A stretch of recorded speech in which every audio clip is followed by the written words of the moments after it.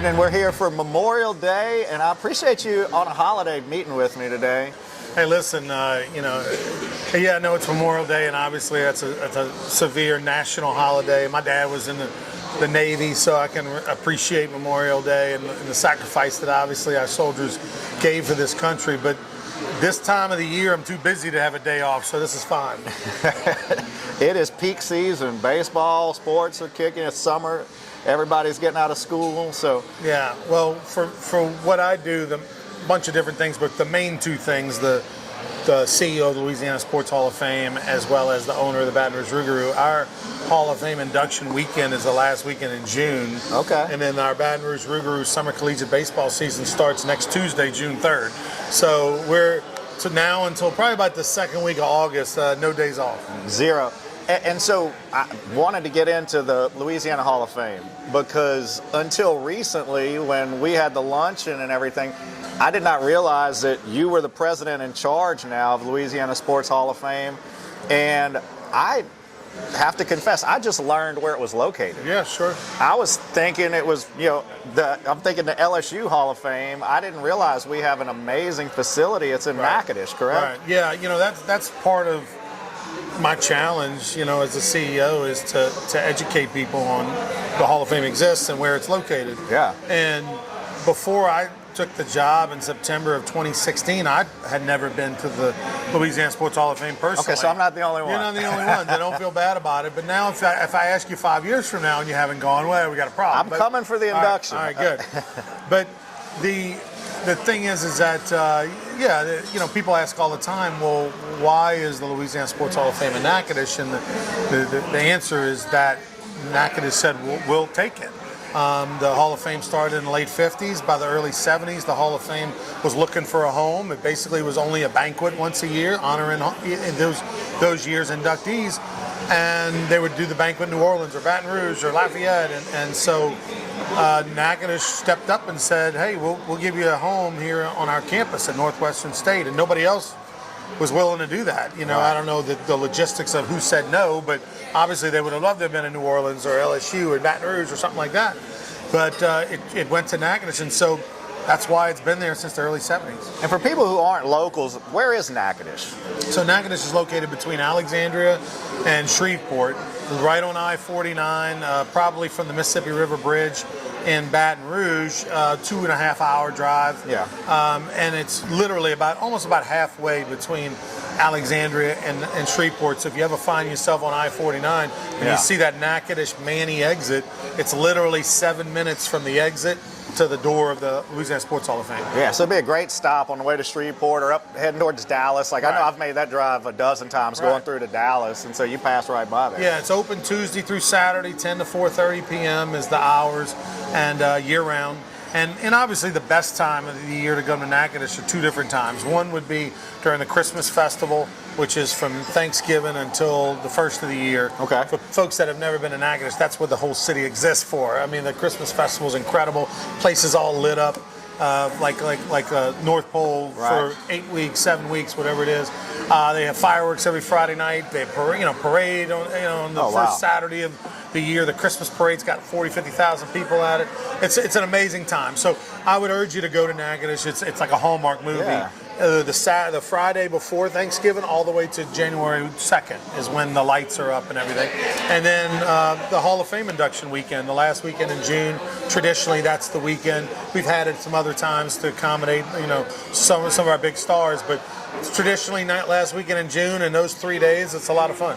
Have you been inducted to the Hall of Fame now? I have not. No, I have not. Not yet, right? Not yet? I have not. And if it's based on my athletic career only, then no, I will not be in the Louisiana Sports Hall of Fame. I was a decent pitcher and was fortunate to be on a couple LSU baseball national championship teams in 91 and 93, but didn't do near enough to deserve to be in Louisiana Sports Hall of Fame. You don't think? I guess that's up for debate, but you got to be humble. It's good. No, it's true. I mean, the thing about Louisiana is that it's a little state, a little over 4 million people, but I would put the talent and athletics in this state in all sports, not just football, baseball, basketball, volleyball, rodeo, bass fishing, sailing, we forget track about some and of those, field, right?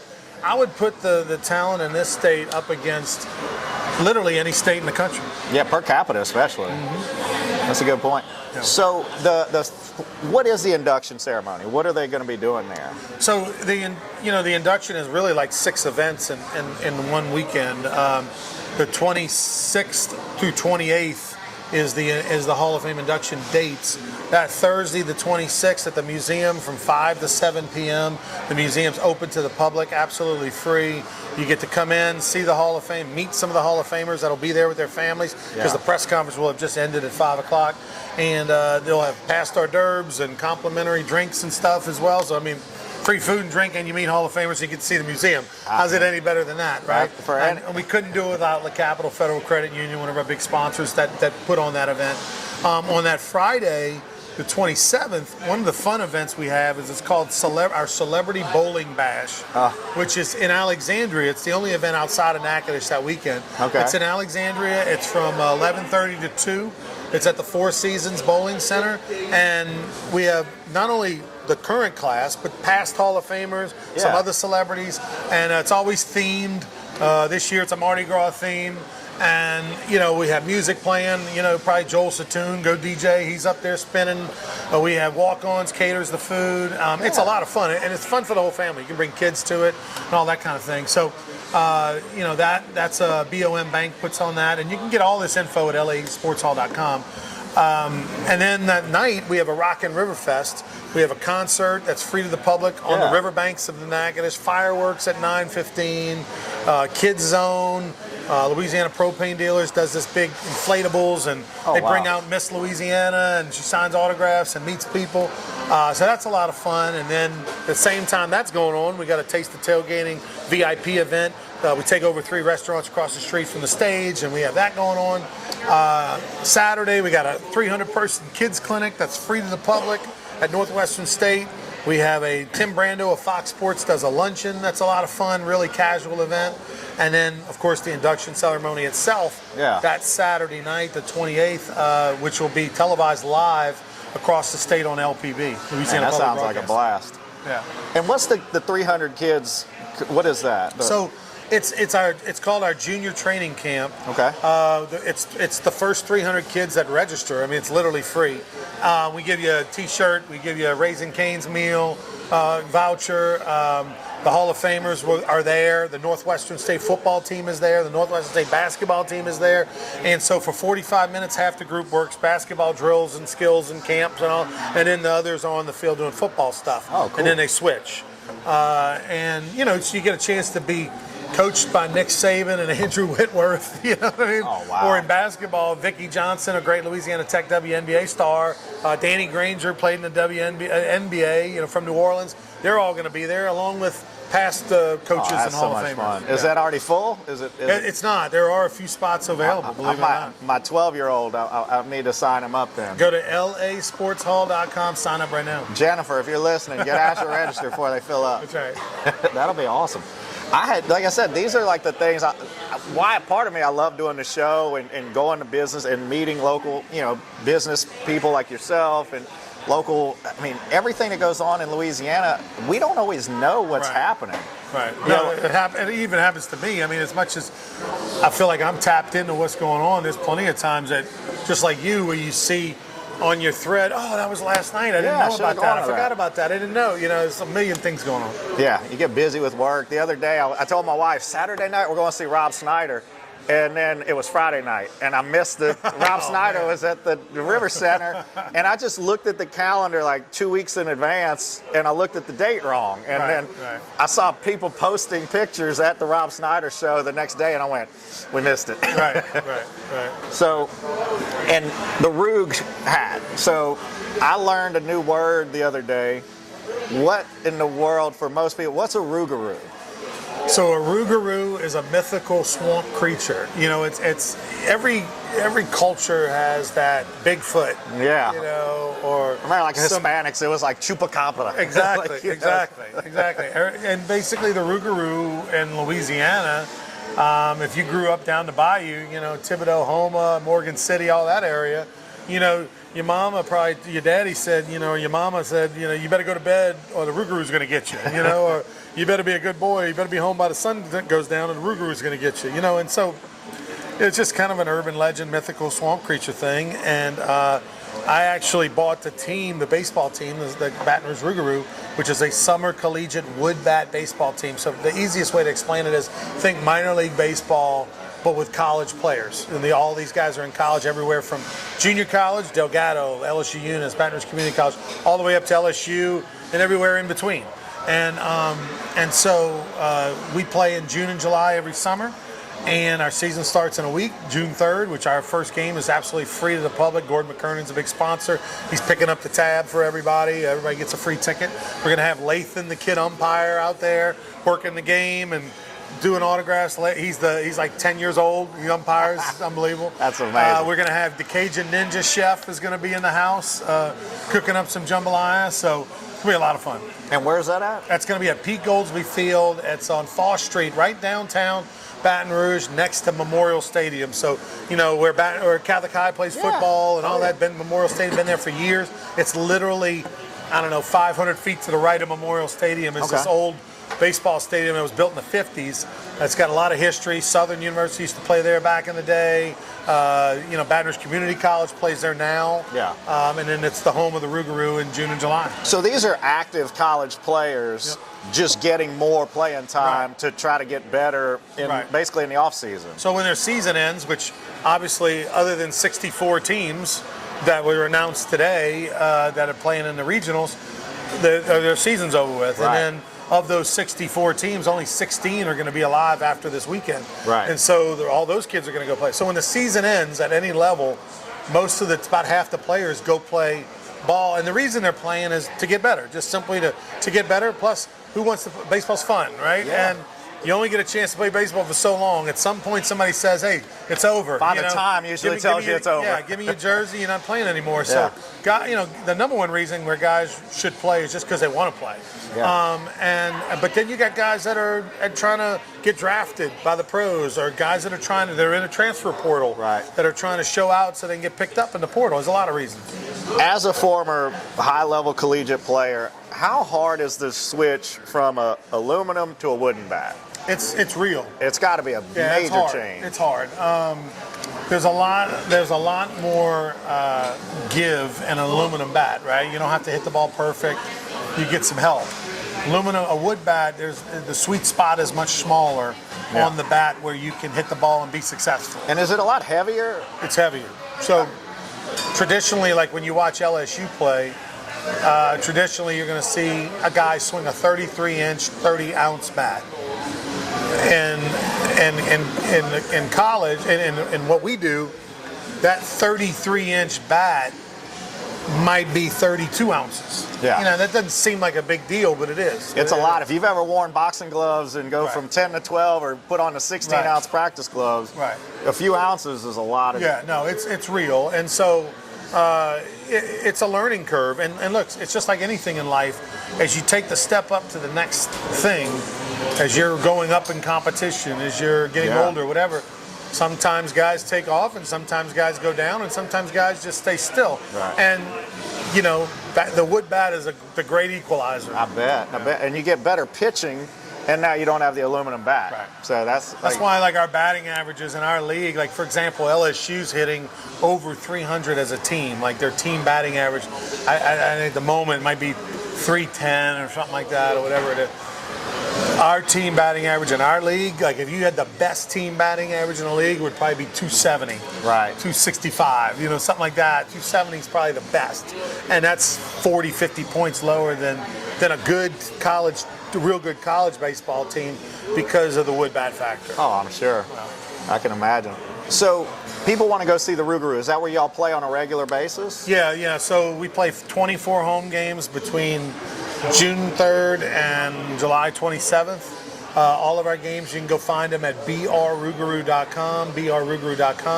We play any night of the week other than a Monday. Mondays our league is off. But we play 48 games in about 60 days or something like that. You know what I mean? That's one thing. Baseball, y'all play so many games. It's also that kind of sport, right? Like football, you can't play a lot of games because physically it beats you up so much and you need that recovery time. But baseball is the kind of sport where the team that's better for a longer period of time is rewarded by winning the pennant or winning your conference or winning the division, and that's right. That's the right way to do it, because in baseball, you're not going to win every game. Like in football, you can go 12-0.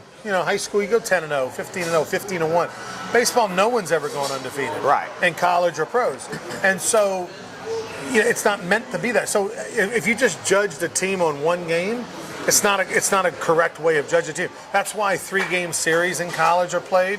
Yeah. That's why the College World Series 20 years ago went to a best out of 3 series instead of just 1-game winner take all, because it's a true gauge of who's the better team. Yeah, as long as I can remember, it was always a series. So it used to be a 1-game winner take all. Yeah, matter of fact, when Skip Bertman won his 5 national championships, they were all 1-game winner take all. I didn't even realize back that. in the 90s, CBS carried the game usually about noon on that Saturday. And so you would play this double elimination tournament, and then when you got to the end, you had a bracket A, bracket B. The 2 winners would play 1-game winner take all at the end. And Coach Bertman was such a great coach, and he had a great way of motivating his team. And look, LSU won 5 national championships, and LSU didn't always have the best team, but yet they still won those. Like that '96 Miami team, the Warren Morris home run. That team was probably better. That whole team was probably better than LSU, but LSU won the big game when it mattered most. '93, some could argue that Wichita State was a better team than LSU in that final game, but then Brett Laxton had the game of his life and struck out 16 people, and LSU won 8-0. And so there's Stanford in 2000, Skip's last one, the Ryan Terrio base hit that scored Brad Cressy base hit that scored Terrio. Stanford was winning 5-0 in that game, and I remember all those games. And had 2 first-round picks as their starting pitchers, and lost. And so LSU wasn't the better team, but they were the better team that day. Right. And that's the thing, that's the greatness of Skip Bertman, was that he was able to get his guys playing their best baseball at the end of the season and postseason. And he did that better than any other coach in history. Which, I want to kind of transition to that, because that's something I'm always super intrigued by, is great coaches. As a business owner, we're trying to coach our employees or coach our people up, and I always found former athletes seem to translate really well into business and sales. As someone who got to really play under Skip Bertman in his peak, like, what things would you say, like, you learned that were just really valuable, that you still to this day, probably principles or things that you picked up from Skip being on his teams? Because being under a legendary coach like that, I'm sure you had to learn a lot. Well, there's a couple things. One, pay attention to detail. Like, Skip was a attention to detail guy. Everything mattered.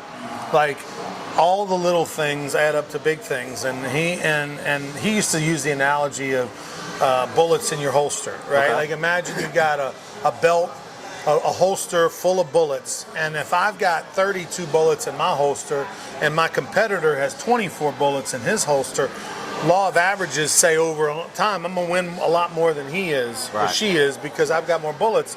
And what did bullets represent? Bullets represented, for us in baseball at the time, ways to win, right? Like, we can do more things and do them well. And there might be little things like how to execute a proper bunt defense, right? But multiple ways to do that bunt defense. Well, each of those ways is a bullet. Yeah. But the other team only can run 1 bunt defense, and we can run 3 properly. Well, then that's 3 bullets, that's 2 more bullets they don't have, right? And those things add up. So attention to detail. The other thing he always talked about was HWA, how to win awareness, right?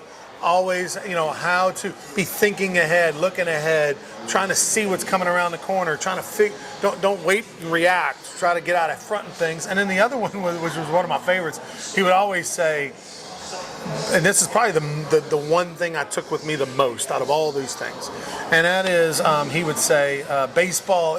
Skip would say, baseball and is not the nation's baseball and apple pie is not the nation's pastime like everybody says it is. The nation's pastime is really T.O.B. And of course, everybody's like, what is T.O.B.? And he'd say transferal of blame, and he would say, see, let me give you an example. I made an F in that class. Well, the teacher screwed me. I really didn't get an F. Teacher screwed. Oh, I struck out. Well, the umpire got it wrong. Like you transfer the blame to other people all the time, and basically he was saying, own it, don't do that, And I would say that's probably, of all the little things, the TOB is probably the one that I feel like I've done the best job at, is not blaming other people for my shortcomings, taking it on myself and trying to do my best, right? Well, I find usually when people are wrong or I call it like deflection. I hate deflection. Right. It's like one of my biggest pet peeves. When any of my employees, anyone does it, it irks the shit out, and probably Skip too. Right. Right. And I remember there was a coach, it was own your shit. Right. Like he would say that, and like that's so true. And most people make so many excuses instead of inner reflection and how do they improve from it. Yeah. No, that's very much the case. And he was the best. I mean, Coach taught me so much. I kind of watched him, and I didn't realize it at the time. And when you were you're a young 18, 19, kid. 20, 21 years old, you're not thinking about your future. But as it turns out, I learned a lot more from him than I realized. And that's how it is with any good coach or your parents or whatever. You don't appreciate them in the moment. You appreciate them later. And that's how it was with Coach. And then now as a grown-up, years later, I realized so many things I picked up from him.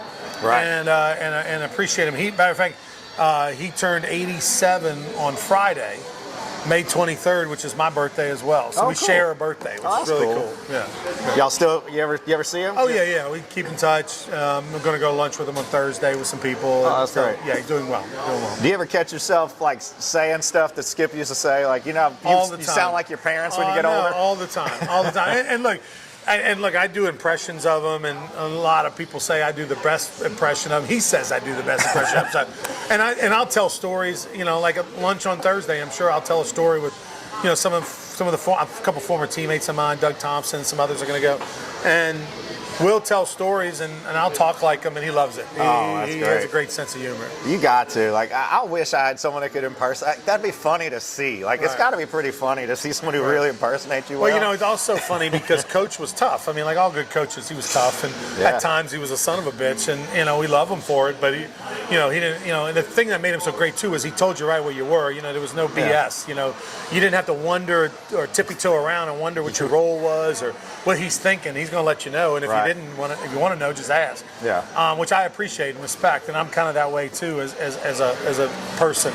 And he now though at 87 years old, and he's a grandfather, and really cool. His grandson Ezra Pate, who is a freshman, redshirted this year to college up in Maine because he had a little knee injury, but he's healthy now, is going to play for the Rougarou this summer. Oh, really? He's going to be one of our 16 pitchers. So that's the kid you said coming from Maine. Yeah. Oh, wow. And so we've got Skip Bertman's grandson playing on the Rougarou team this summer, which is a thrill for me because I love him like a father. And, Coach will come out to a couple games and all that kind of stuff. And so I'm looking forward to that. That's awesome. So you own the team. Yeah. Now, who's the coach?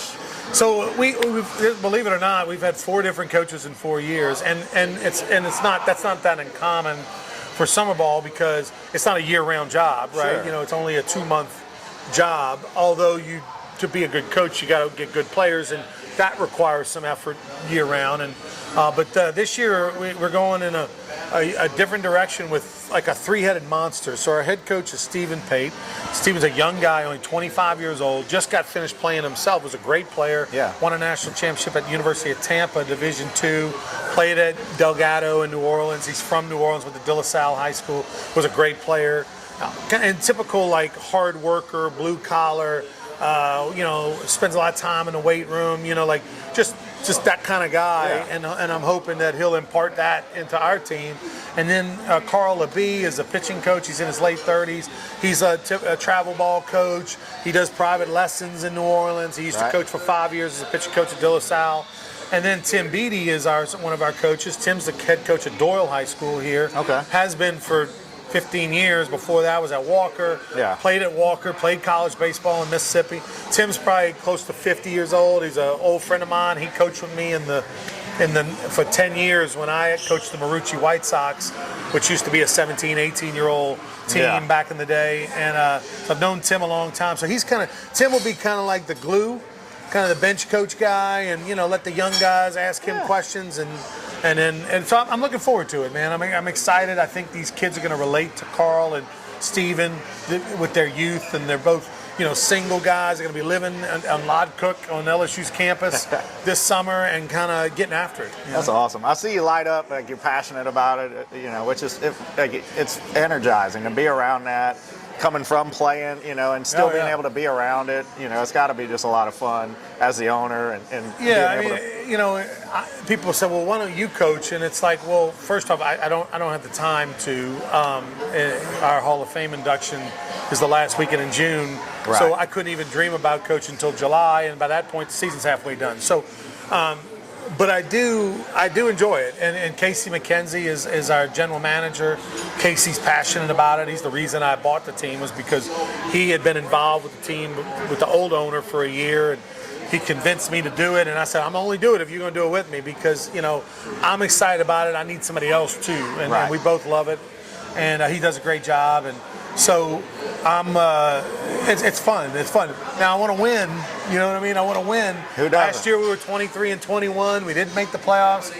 So I really hope this is the year we break through. It's year 4, and I want to win a championship. That'd be nice. I would love to see it. Like I said, I'm excited for y'all, because I see how excited you get about it. And then, recently we were talking, my family, we're all big MMA guys, and you pulled off something that we've been waiting to see for years. And I remember Dustin talking about he wanted to bring UFC to Lafayette. Right.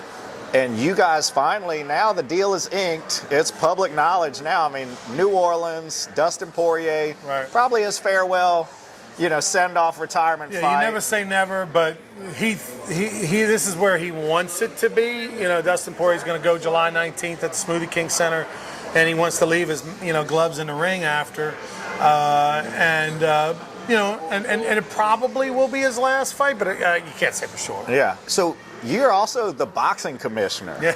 I was like, where do you keep? How do you find the time? Right. I know, state boxing, wrestling, and really MMA chairman. It's a governor-appointed position. I took the job in February, the appointment in February of 24. So a little over a year now, year and change. The commission has 7 members, representative of the state, and then there's 1 chairman. So it's 6 members and 1 chairman. I don't vote unless it's a tie, and then my vote breaks the tie. The governor cares. Landry cares about fighting. He's passionate about it. I think his son did some boxing or something, cool. Growing up or whatever. So they're into the sport. They like MMA. They like boxing. They're from New Iberia. They know the Poiriers. Jimmy Poirier, Dustin's brother, is my vice chair. Okay. And so, he wanted to change up the board. We kept 2 board members from the previous commission. Yeah. And he wanted some new blood, and he knew that was in sports and knew how to kind of do this, and through running a nonprofit, the Louisiana Sports Hall of Fame Foundation, and all that. And so it's been interesting. It's been a learning curve, because I didn't grow up a big MMA, boxing, wrestling fan. I had my moments. Went to some of each, but didn't really. There wasn't football, baseball, basketball is my thing. Yeah. And I've grown to appreciate it tremendously, and respect the heck out of the people in the sport. And Louisiana's got a lot of people that love MMA. Boxing's, had been down. It's coming back. We just did a few events this past year for the first time in a couple of years with professional boxing in Louisiana. I missed the casino at the atrium when they had them at the Bell. They used to have some good boxing 20 years back ago. then. Yeah. That's when I was. The Black Rhino fought over there back in the day. I saw all his fights over there, and when I was boxing, I used to go to every fight locally. It was so much fun to watch. People just prefer MMA, and I'm one who went from boxing, and there's the personalities are a little lacking, I find, in boxing now. You don't have as much exciting personalities, and MMA is more fun to watch right now. Well, the thing about MMA is you don't really have to have a personality. It helps if you do. Market yourself, and it definitely creates more juice. But you don't have to, because you can let your actions, if you're a badass in the ring and you knock somebody out in 1 minute, you're going to earn respect, even if you're not the, wild and crazy and you're not, and doing all kind of shenanigans. But in boxing, it's almost like you have to do the shenanigans. You can't just be a boring technician. Yeah. And outpoint somebody 113, 112 and get the juice. Like so I think MMA allows people to just be a fighter if you just want to be a fighter. Right. And you can still be a superstar just being a fighter. Yeah. Look at Alec. I mean, Pereira. He's pretty low key. He doesn't talk a lot. And even Dustin, right? Dustin's very chill. I mean, Dustin's famous and he's been around a long time. So now, especially in Louisiana, and he's gotten more juice just because he's created a fan base over his years of being just a good dude. And all who's around. got a lot of heart and toughness. But he's not like out there creating controversy and saying crazy things or doing crazy things like a Conor McGregor or something like that. And so, and he's still making a great living, and he's a champion. Oh, he's a class act. I remember when he beat McGregor the first time, and a buddy of mine was on the plane with him coming back. He goes, guess who's behind me? I go, I used to train with Dustin back in the day. I was like, FaceTime me. I FaceTimed him, and he handed Dustin he's like, oh, what's up, man? He's so cool. I hadn't seen him in 15 plus years since the Gladiators Academy days. Right. But he was like, I go, would you mind saying hey to my son? My little boy still talks about it to this day. He's like, oh, yeah, I got to FaceTime Poirier. Like, he's just a class act. First class. And I'm excited. I can't wait to go to the fight. Like, that place is going to be electric. When I told my sons we're going to the fights, they're like, are you serious? Let's go. Exclamation points all over the phone. And Yeah, so Saturday, excited. July 19th. Looking forward to it, man. They haven't had a UFC fight in 10 years. I can't remember the last one here. Yeah, it's been going to 10 be great. years, so looking forward to it. So, as the boxing commissioner, like these positions, like the Hall of Fame, do you get paid for these? Or Oh yeah. Okay. Yeah. Oh, yeah. I'm about to say, that's a lot of work. Yeah, no, I mean, the Hall of Fame's a full-time job. The boxing commission, we get a stipend and a salary, obviously not very big. Yeah. But that's kind of hard to say no to the governor, That's something, Hey, you got free time? Not really. Oh, well, I'd like for you to do this. Okay. You make time for stuff like that. But, and then obviously the Rougarou it's a company, it's a business. Yeah. Although it's a labor of love. I mean, I'm not doing it to get rich, but I'm also not doing it to lose money either. Right. And so, and then, like this past week, I just did 15 games for the Sun Belt Conference. So we had the Sun Belt Conference Championships. We're in Montgomery, Alabama. You're announcing them? I'm a color analyst. I did 15 games for those. And so, I do a bunch of different things. My CPA loves me because I got a bunch of 1099s, man. I know. I just wrote a 5-figure check to my CPA for tax prep. Right. Right. I can imagine how your tax prep must be for that many different entities and stuff. Oh my God. Not fun. But it's a good problem to have. Right. So, you got Jumbo Sports still. You've got your hands on a lot of things. I started Jumbo Sports Network back in 1998, fall of 97. Our first year doing LSU baseball games was 1998. And then when we morphed, when CST, Cox Sports Television, was around, we kind of partnered with them on a lot of events and a lot of entities.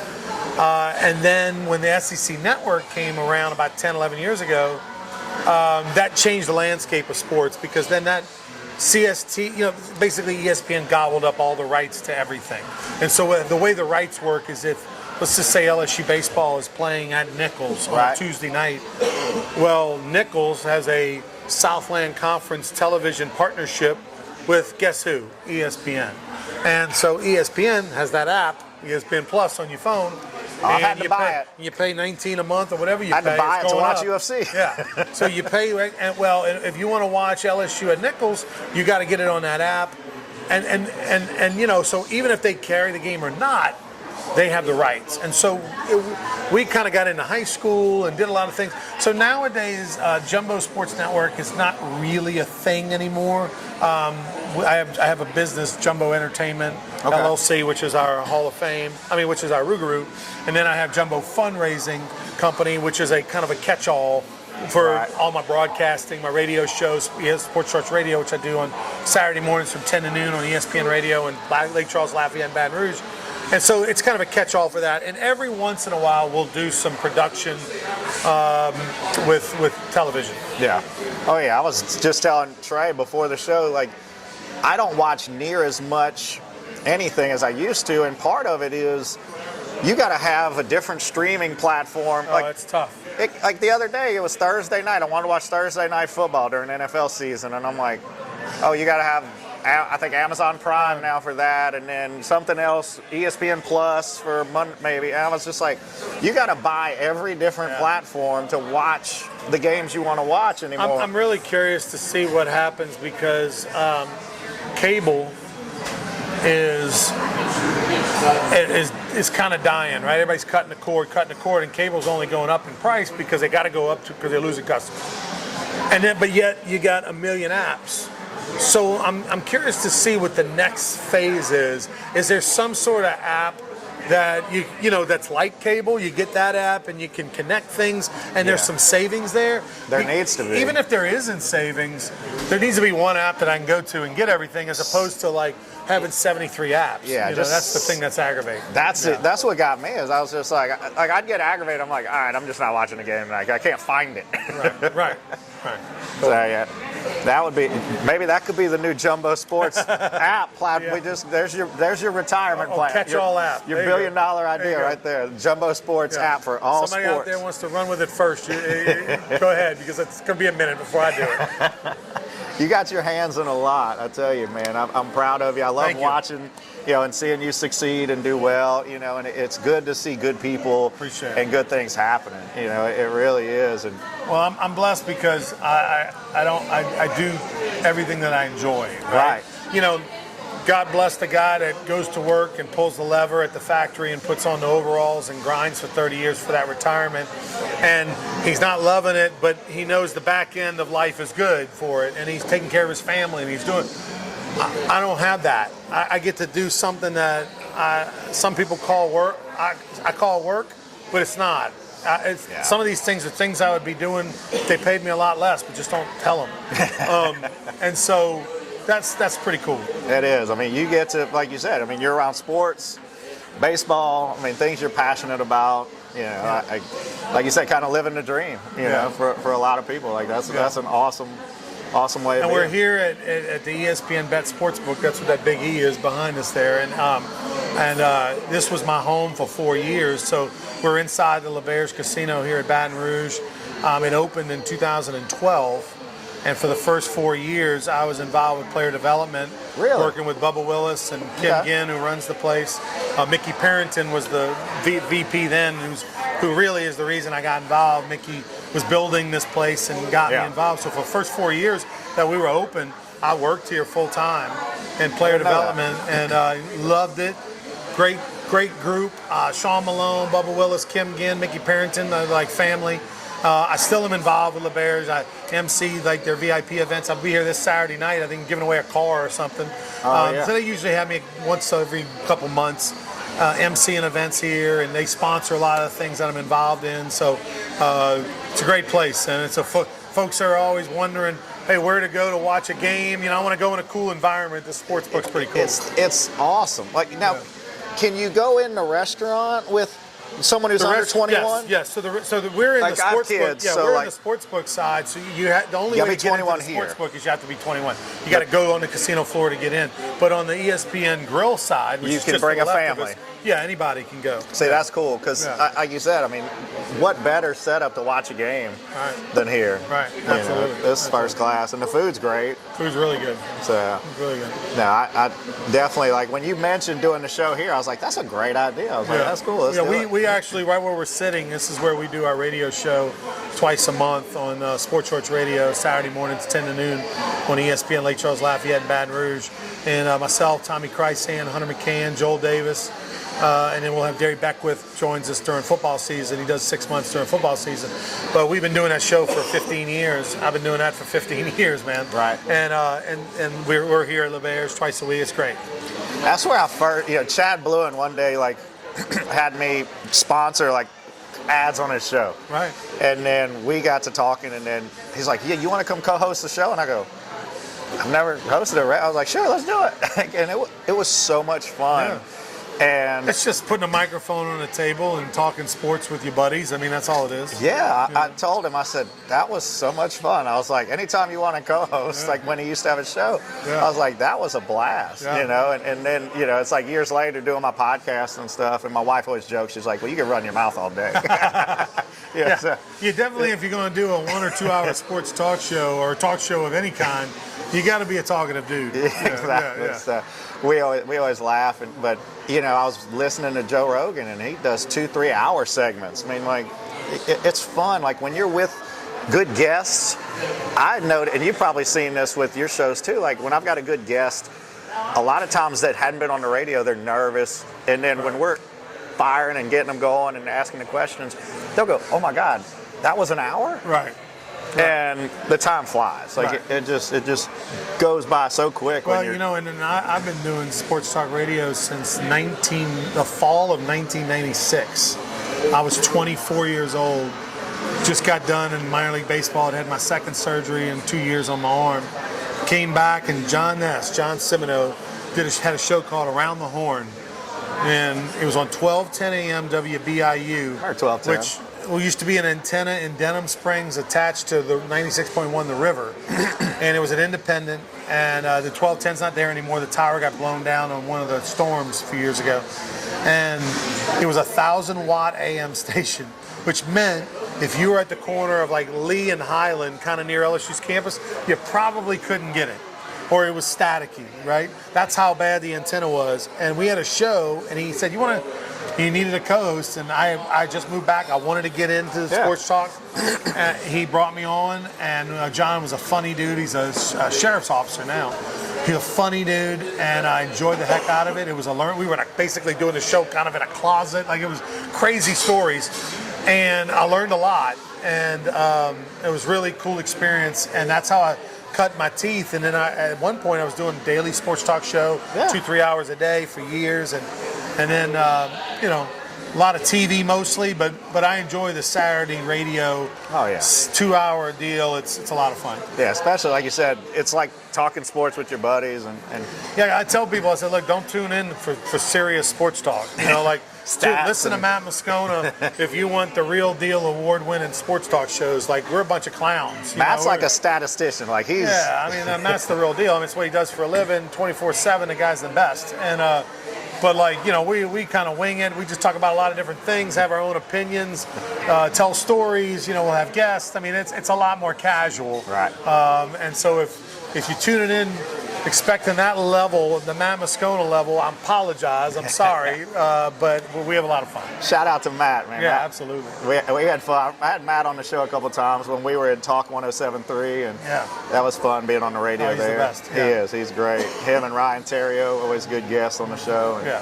You've been amazing. I really appreciate you coming Yeah, on. absolutely. Thank you. Taking the time Thank you. Enjoyed it. on a Monday, Enjoyed it. Memorial Day Monday. Again, like he said earlier, appreciation to all our veterans out there.